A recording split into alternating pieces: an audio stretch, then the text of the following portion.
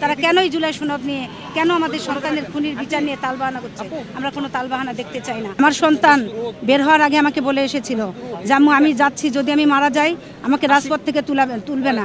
এটা জানে না আমাদের সন্তানে হাজারো সন্তানের রক্ত আছে এখানে, এটা ওনারা জানে না। ফাজলামি শুরু করছে, আমরা ফাজলামি করতে আসি নাই। আমরা কিন্তু সংসদে বসার জন্য, আমরা কিন্তু ওই জায়গায় যাওয়ার জন্য, গাড়ি বাড়ির জন্য কিন্তু রাস্তায় নামি নাই। আমরা বারবার শুধু নামি আমাদের খুনির সন্তানের খুনির বিচার হোক। আমরা দেখেছি যে আইজি সাহেব বলেছেন যে আমাদের সন্তানদের সাথে আন্দোলনে শরিক ছিলেন পুলিশ, হয়তো কিছু পুলিশ ছিলেন, কিন্তু পুরো দমেই যদি পুলিশ থাকে তাহলে আমাদের সন্তানদের খুন করলো কে, গুলি করলো কে, আমাদের সন্তানদের বুক ঝাঁঝরা করলো কে? আমাদের ছোট্ট ছোট্ট সন্তান, তারা তাদের নিজের ন্যায্য দাবি নিয়ে নেমে আজকে শহীদ হয়ে পড়ে আছেন কবরে। আমরা মায়েরা বিচারের জন্য দাঁড়ে দাঁড়ে ঘুরে বেড়াচ্ছি।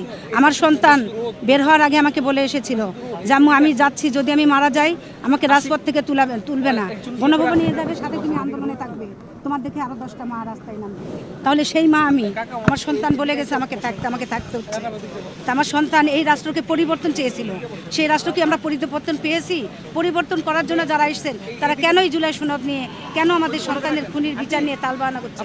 আমরা কোনো তালবাহানা দেখতে চাই না। আমরা বিচার দেখতে চাই। যতদিন না পর্যন্ত এগুলো মানে আমাদের দাবি না মেনে নিবে, আমরা রাজপথে, আমাদের সন্তান জীবন গেছে, আমাদের গেলেও আমরা প্রস্তুত। আমরা হাজারো মা আমরা রাস্তায় নামার জন্য প্রস্তুত আছি, মা বাবা পরিবার সবাই।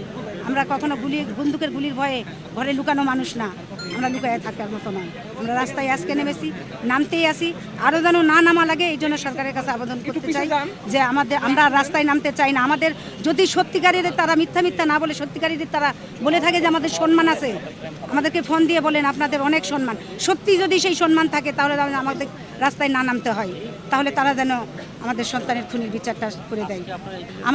আমাদের জুলাই সনদ বাস্তবায়ন হচ্ছে না কেন? জুলাই সনদ বাস্তবায়ন নিয়ে কেন এত তালবাহানা? আমরা তাদের কাছে জানতে চাই কেন এত তালবাহানা? কেমনি আজকে তারা সংসদে বসতে পারছেন, কেমনি এই অধিবেশনে আসতে পারছেন?